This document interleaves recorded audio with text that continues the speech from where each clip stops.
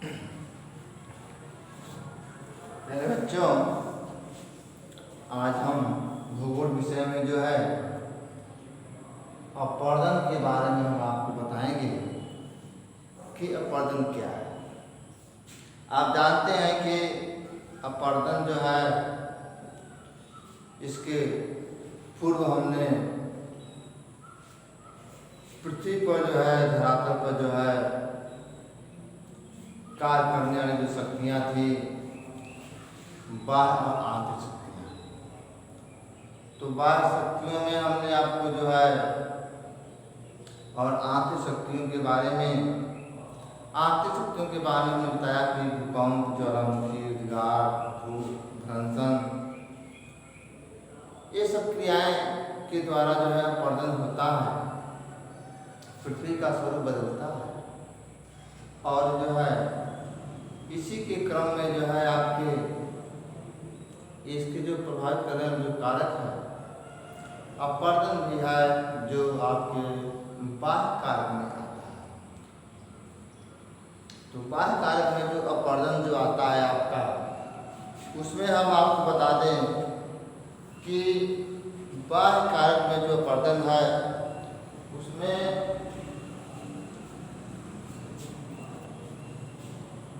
उसमें जो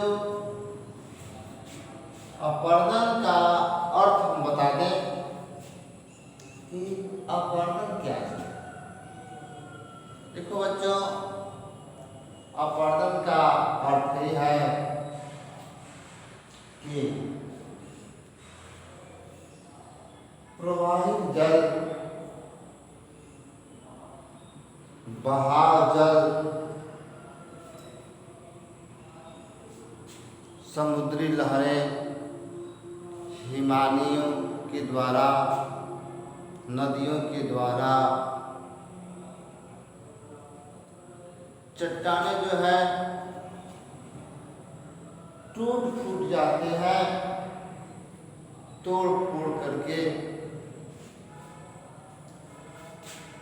एक स्थान से दूसरे स्थान पर जब वो चट्टानें जो है पहुंच जाती है, तो उसको हम अपवर्तन कहते हैं। तो अपवर्तन जो है, अब समझ गए होंगे कि हिमालय के द्वारा या नदी के द्वारा या किसी समुद्री लहरों के द्वारा चट्टानें को तोड़ फोड़ करके एक स्थान से दूसरे स्थान परिवहन का कार्य होता है, और उसी परिवहन की क्रिया को हम अपवर्तन कहते हैं। अब चूंकि आप लोग अपवर्तन के बारे में जान भी गए होंगे कि अपवर्तन क्या चीज है, मैं एक छोटा सा बता दे रहा हूँ आपको। अपवर्तन काट छांट में लगी क्रियाओं को क्या कहते हैं? अपवर्तन। तोड़ जमीन, धरती, भूखंड को तोड़ने फोड़ने में लगी अनवरत क्रिया को हम अपवर्तन कहते हैं। अपवर्तन चाहे मिट्टी का अपवर्तन हो या किसी शिलाखंड का अपवर्तन। अपवर्तन में हम आपको जो है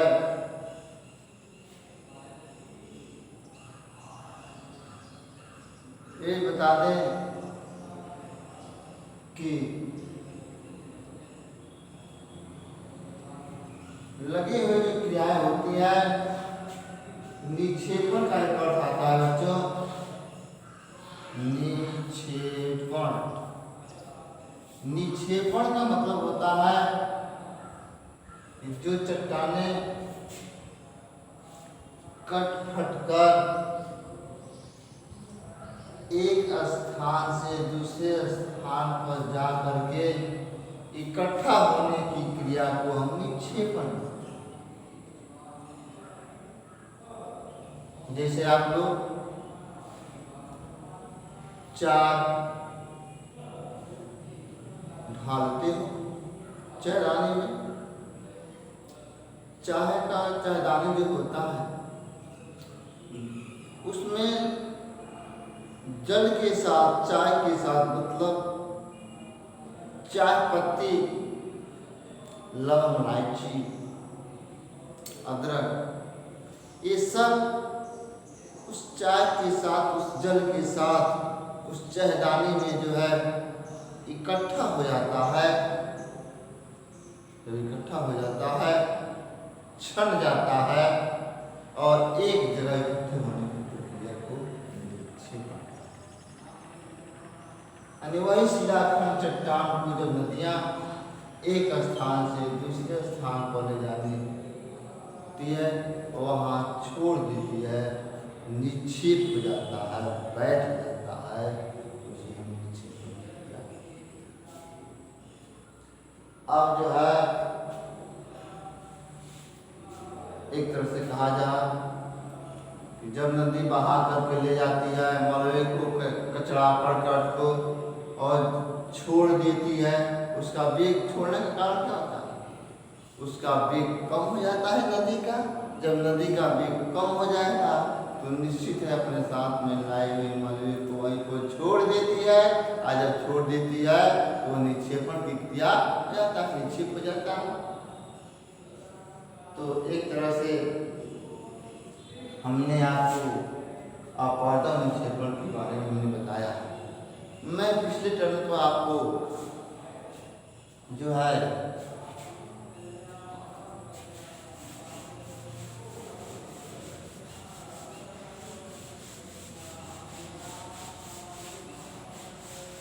पिछले टर्म को मैंने आपको अपक्षय के बारे में बता रहा था। अपक्षय, अपक्षय के मैंने अर्थ बता दिया था। अपक्षय के हमने प्रकार को बता दिए थे कि प्रकार अपक्षय के प्रकार, जिसमें पहला था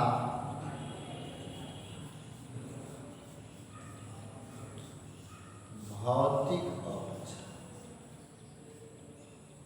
भौतिक अपक्षय। दूसरा था आपका रासायनिक,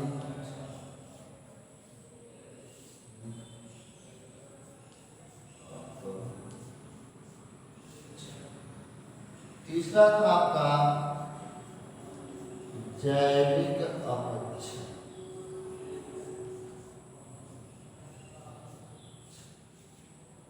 तो मैंने भौतिक अपक्षय के बारे में बता दिया था। आज मैं पुनः रासायनिक अपक्षय के बारे में बता रहा हूँ। रासायनिक अपक्षय आप जानते हैं, चट्टानों में अनेक प्रकार के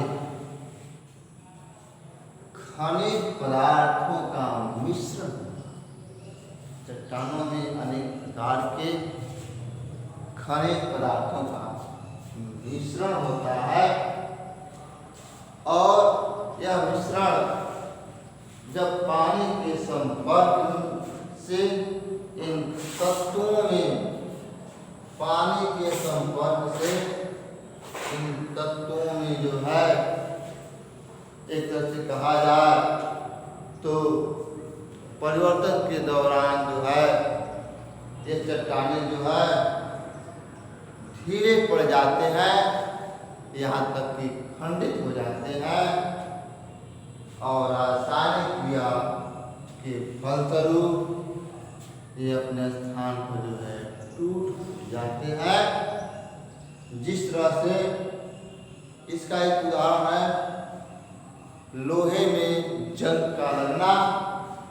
लोहे में जंग का लग जाना यह रासायनिक क्रिया के अंतर्गत आता है। यह रासायनिक क्रिया जो है जैसे वर्षा ऋतु में लोहे में जंग लग जाता है। इसका मतलब क्या कि जब वर्षा की बूंदें जब छड़ पर जब पड़ती है तो निश्चित तौर पर जो है उसको जो है ढीला कर देती है। धूप होता है फिर गर्म होता है तो ढीला कर देती है।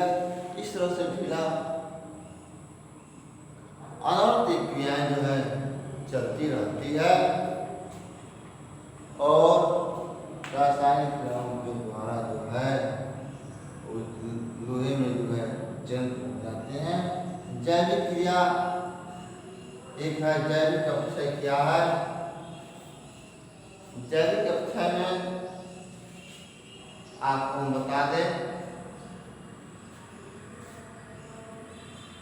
कि जीव जंतु यहाँ तक कि मानव प्राणी भी किसी न किसी रूप में चट्टानों को तोड़ने फोड़ने में लगा हुआ है। उसके द्वारा भी अपक्षय की क्रिया होती है। जैसे मान लो जीव जंतु हैं, अपना माप बिल बनाते हैं रहने के लिए। अपने नाखूनों के द्वारा वो मिट्टी को तोड़ते हैं फोड़ते हैं। पेड़ पौधे की जड़ें भी मिट्टी के अंदर को जो है तोड़ने का काम करती है। तो पेड़ पौधों के द्वारा भी मिट्टियां जो होती हैं, चट्टानें जो होती हैं, वो टूट फूट जाती है। और जीव जंतुओं के द्वारा भी मानव के द्वारा भी मानव जो सुरंगें बनाता है पर्वतों को काट करके। तो कहने का मेरा आशा यही है कि जैविक अपक्षय भी जीव जंतु पेड़ पौधों के द्वारा भी यह अपक्षय होता रहता है। आप मानव जो है खुदाई करता है, सड़कों के लिए जो खुदाई करता है, सुरंगें बनाता है, इसके द्वारा भी अपक्षय होता है। और जीव जंतुओं के द्वारा इसके बाद से हम आपको बताए थे अपवर्तन के बारे में चल रहा था क्रिया।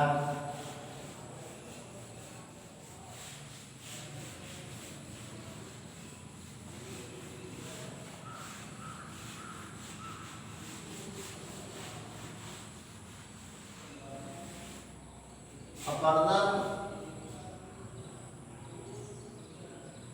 के भी कुछ कारक होते हैं। जैसे अपवर्तन के कारण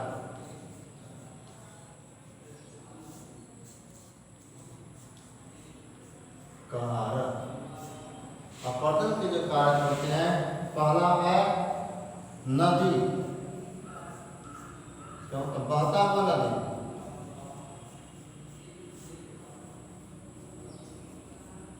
हुआ बहता हुआ जल या नदी। दूसरा जो है कारक है इसका वह है हिमानी। हिमानी जिसको हिमनद के नाम से भी जाना जाता है।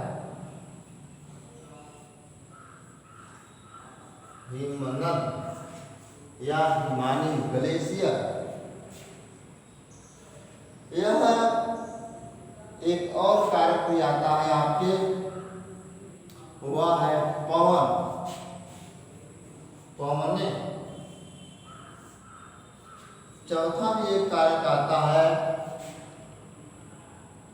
वह भूमिगत जल। भूमिगत जल। और एक पांचवा भी कारक होता है समुद्री धाराएं या लहरें।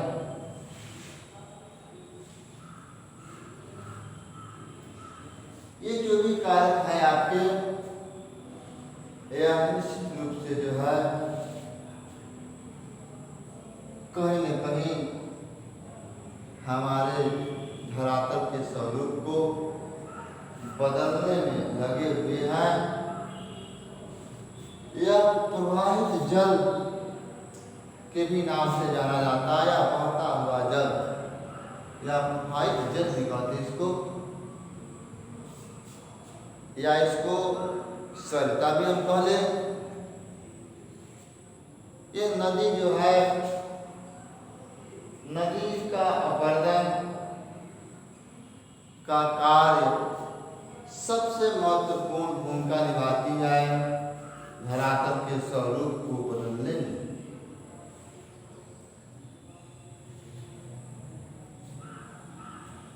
जैसे आप जानते हैं कि नदी की 3 अवस्थाएं होती हैं।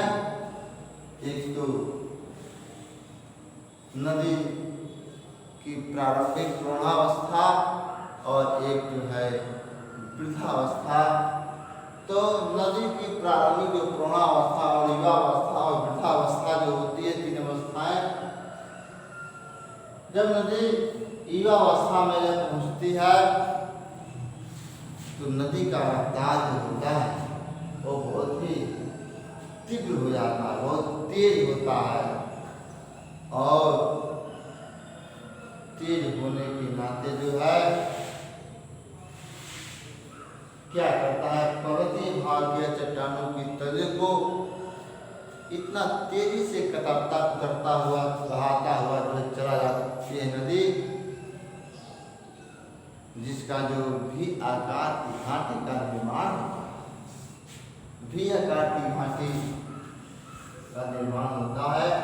इसका मतलब किनारे हिस्से को जो है अधिक गहरा करती चली जाती है, जिसको गार्ड या कैनियन के नाम से जाना जाता है। गार्ड, कैनियन मतलब गड्ढा। नदी इस अवस्था में इतना तेज चलती है कि चट्टानी भाग हो या जो है पर्वतीय भाग हो, उसको जो है कतरने में, उतरने में तनिक भी विलंब नहीं लगाती और तेज रफ्तार के द्वारा नदी जो है किनारे की धरती को काट करके भी आकार की घाटी का निर्माण कर देती है।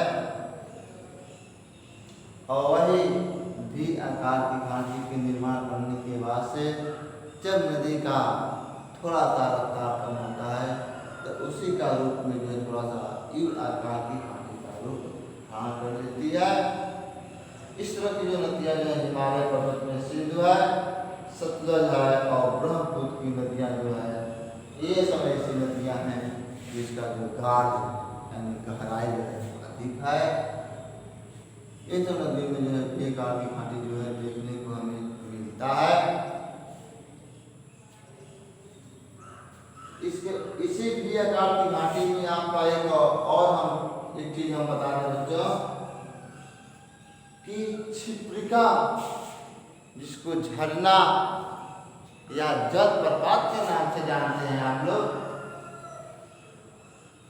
क्योंकि नदी का वेग जब तेज होता है तो कुछ चट्टानें ऐसी हो जाती है, में होती है चट्टानें, कुछ चट्टानें जो होती है वो कमजोर होती है, कुछ नुमा होती है, कुछ ऐसे जो है कठोर होती है, कुछ दूसरे कठोर होती है, कुछ दूसरे जो मुलायम होती है। कहने का मेरा आशा यही है कि नदी जब अपने मार्ग में चलती है तो मुलायम चट्टानों को कतरती है, वहाँ उसका जो है रूप जो है थोड़ा सा दब जाता है। और जब कहीं कठोर चट्टान पड़ जाता है उसके मार्ग में तो उसको जो है काटने में असमर्थ हो जाती है, कटती है, लेकिन उतना तीव्र गति से उसका जो है दोहन नहीं हो पाता है। तो वहाँ पर नदी जो है ऊपर से छलकती हुई जो है इसी भाग को जो है जलप्रपात या क्षिप्रिका के नाम से भी जाना जाता है। नदी भाग की शुरू होती है। तो यह कहने का अर्थ यह है कि कोमल चट्टानों को, मुलायम चट्टानों को जो है अधिक कतरती है